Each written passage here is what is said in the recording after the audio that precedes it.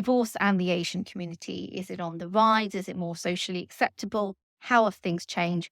Well, I would certainly say that in my 23 years of practice, I have noticed a shift in the way the Asian community look at divorce. When I first started out in practice, I did feel that, there were many people who were pressured by their families or the communities to stay in really unhappy marriages.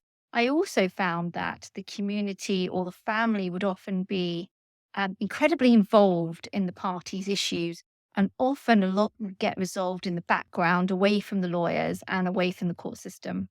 We're now almost a generation on. So there is this generation who are British born, they're educated, they're financially independent, and they are more likely to exit a marriage if they're unhappy because there's less stigma attached and they're less fearful of the ramifications of it and being alone.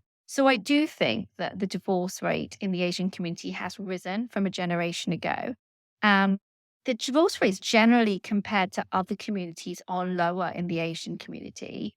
I'm not a sociologist, so I don't know the reasons for all of that.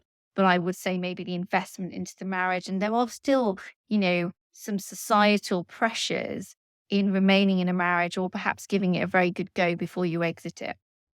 So I have found that in recent times, I have dealt with a huge number of cases relating to men and women in the Asian community whereby it hasn't worked out and they've wanted to exit the marriage and to restart again. And that's included child arrangements as well. So, not just people who've got divorced without any children, but people who've got divorced and have children and, are willing and able to enter into co parenting relationships. So, it's definitely on the rise, but it's much lower than in other communities.